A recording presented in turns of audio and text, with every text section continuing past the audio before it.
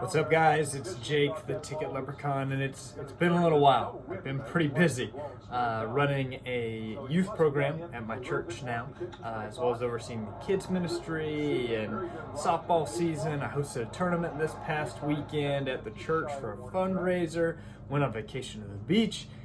It's been fast and furious the last couple weeks.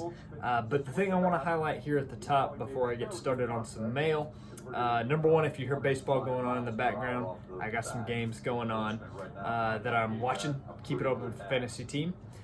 But this coming Sunday, the 27th of June, will be my first ever sermon. My pastor is going to be on vacation, and he asked me to fill in.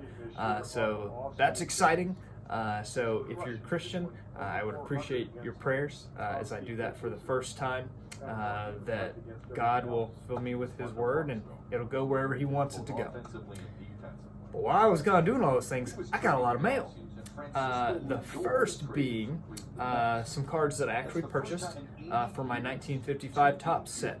And I'll show some numbers on that, how close I am here in just a second. But I added a couple cards.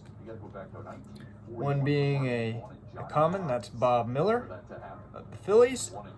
But the other card being none other than Hall of Famer Yogi Berra. So pretty big card as I dwindle down how many I have left for 55 Topps. Check that out below. Then I also got some OBC mail. Some Hall of Fame stuff. These are all 1978 Topps. Willie McCovey, not a Hall of Famer, but should be. Pete Rose, record breaker. Then we've got the Jim Palmer. Hey, Will. Got a Reggie Jackson. And NL Victory Leaders that has Steve Carlton and Jim Palmer on it. And then, shout out to my boy George, Diamond Yard Sports Cards, one of his boys. There's my Rod Carew. All those were from OBC, as well as this 1977 Nolan Ryan. Actually, one of the few playing days cards I have of Nolan Ryan from the 70s. Pretty cool. Now, I mentioned I was at the beach, right? I found my favorite antique store ever. It's the most baseball cards I ever found in an antique store. There were 3 of the 800 count boxes, slap full of 1953 to 1960 Topps and Bowman cards. I spent like 2 hours going through them. Really, really cool. And I was able to pick up some stuff. First of all, from 1957, there's a playing days card of George Kell as an Oriole. Then we've got a Brave, Sid Gordon. I actually surpassed a milestone for 53 Topps in my set that I'm building for it as well, as we look at Al Rosen, a semi-star that I got for $3. Shout out to my boy Scott at Reindeer Studios, big Indians guy. Love the 53s, really excited to have picked these up.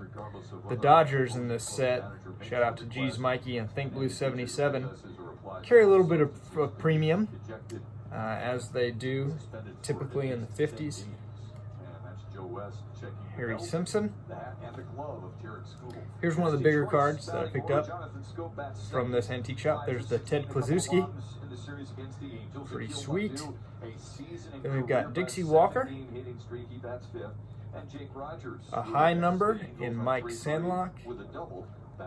And then the biggest card from the antique shop find, a Johnny Padres rookie card on the Brooklyn Dodgers. Really, really cool. Picked up all those for $93, and I surpassed this milestone. I'm over 50% complete on my 53 Topps set, which is super cool. 2 more items. I mentioned I hosted a softball tournament this past weekend, and my good friend Nick Stinger from college brought me this bobblehead of Nelson Cruz. There's Nelly. He's got an outside shot to still get into the 500 home run club. We'll see. If he does, I've got the bobblehead. Thanks a lot, Nick, if you watch this one. Lastly, from a post on Instagram, a fellow YouTuber saw my post and reached out to me. He saw my post of a Todd Helton rookie card. If you know Rockies and you know YouTube, you know I'm going to be talking about Ken's cardboard. He said, hey man, I got something I want to send you. Expect a package in the mail in the next few days. The best card was this custom of Ken himself at Colorado Rockies Fantasy Camp. But he also included this Todd Helton bobblehead, which he told me was coming, who could be a future Hall of Famer. Really interesting case to watch this coming year. But the surprise that he didn't tell me about, and it was definitely a surprise. Sweet card. There's a Todd Helton autograph. I know the glare's kind of bad on that. It's so shiny. But there's my Todd Helton autograph. So thank you so much, Ken. I really appreciate that, man. You didn't have to, but you're a great guy, so I should have expected it. So I hope you guys enjoyed checking out some of my vintage mail, my bobbleheads, and the Todd Helton autograph. Until next time, guys, keep collecting, as Baseball Collector always says. And God bless.